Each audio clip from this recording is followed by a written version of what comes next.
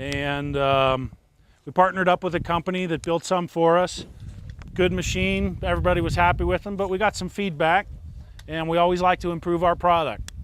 So we sent our product manager, our tractor product manager, out and did what we called a voice of customer. And he picked people all over the US who had operated ours and our competitors' machines in the past. And they told him everything they liked about specific machines, everything they didn't like about specific machines.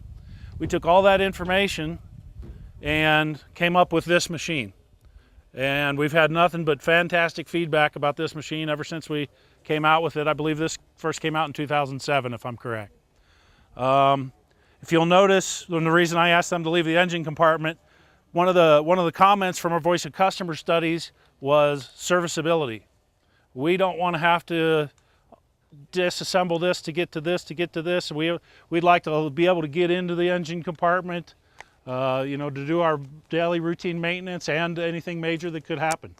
So I can probably fit about 3 of you inside here along with the engine. It's very serviceable. This cap, I'm probably not going to do it right now, but if you unscrew this and unscrew on the other side, you take that, you thread it into here just to hold it in place so you don't lose it in the dirt. There's a button over there. This cab hydraulically tilts forward, and you can get to anything under the cab as well. Serviceability, serviceability, serviceability, we heard time and time again.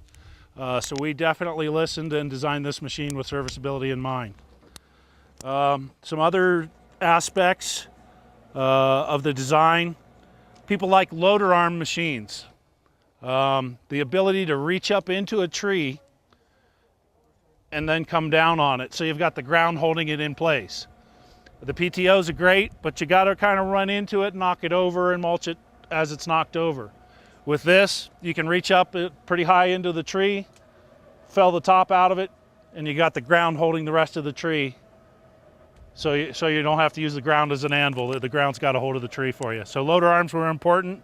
It's a very unique loader arm design. This machine is capable of running skid steer attachments. It's a skid steer quick attach plate on the front. You can put skid steer attachments on it, it'll run those. However, if you're going to spend the money on this machine, I suggest you're going to run the mulcher more than anything else. Machine's not cheap to design, it's not cheap to build, but when productivity is an issue or a key, this will, I tell people that this will do about what you're used to 2 to 3 bull hogs on compact track loaders or skid steers. When I tell people that, they come back and tell me I'm way low. So we'll see what your guys' opinion on this. Daniel's gonna hop in and operate for us.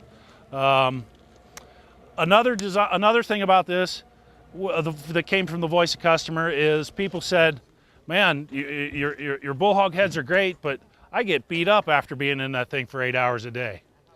Well, this machine has a suspension seat. We make 2 versions of it. This is the cross-linked undercarriage. Basically, it's 2 steel reinforced rubber bands with a steel bridge across them. Very soft ride. Instead of like with a dozer or a steel track, when you go over a log, you go like this and down. This will actually go over the log and contour to the log. It's a very soft ride. It's got about a 7 mph top speed. People say 9, but I don't like running it that fast, so I call it 7. It's got emergency exits. This whole front window pops off. There's 4 quick releases in the corners of there. You're not going to get trapped in the machine. You can also go out the back or go out the side door that you enter in. This is 142 horsepower. Delivers 61 gallons a minute at 6,000 PSI. So your typical skid steer, Bobcat I believe is about 37 gallons a minute. In the 3,500 PSI range, somewhere around there. So you've got almost twice the flow at almost twice the pressure. And you'll see when he starts it up. For this environment, I think the crosslink undercarriage is okay. For where I was in antimony yesterday, where it's boulders and rocks and all that, I'd recommend the steel undercarriage. Again, 2 versions of it. This has got air conditioning. For those of you who have operated the compact track loaders before, you tend to operate by sound. You know when you're getting into something too big, you can hear it, okay? That's the one thing I did not like about this machine when it first came out. It's so quiet in there. You cannot hear the head running and grinding down. So I was a little apprehensive when we prototyped this machine. I'm like, I can't gauge my work by sound, which is what I'm used to doing. A couple hours in the machine, you don't need that sound anymore.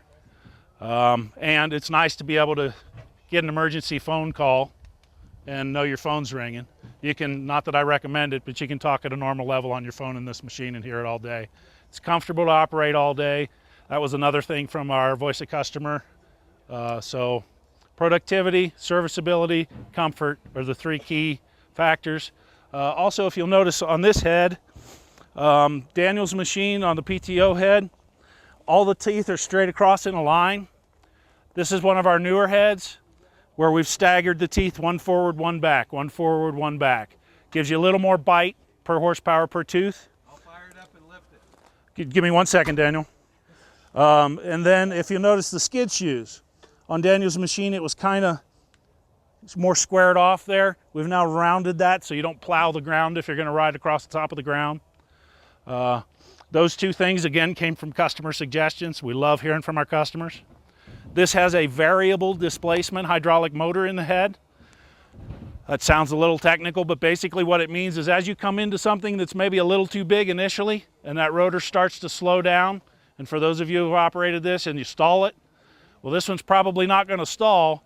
It's going to shift to its larger hydraulic displacement setting and provide more torque, more power to torque on through some of that bigger stuff.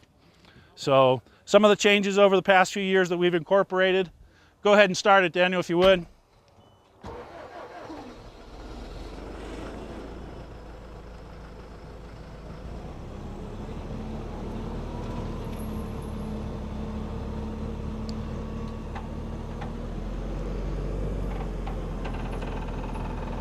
Daniel spoke about the counter combs earlier in the head.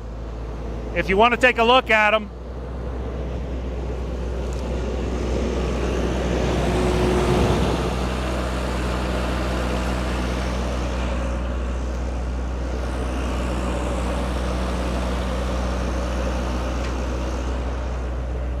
see those metal spikes in the back there? That's what works as an anvil.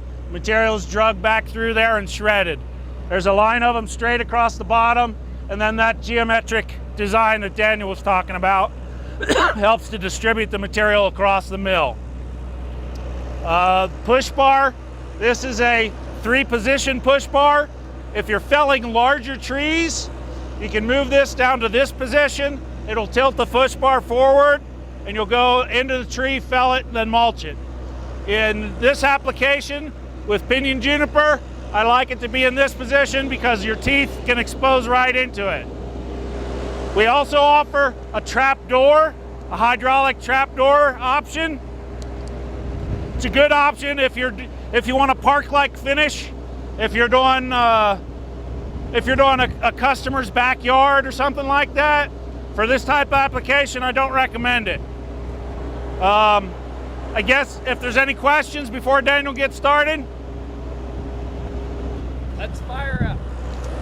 They're gonna go that way, guys. Look out, Dennis. It's coming here. You're gonna get a close-up.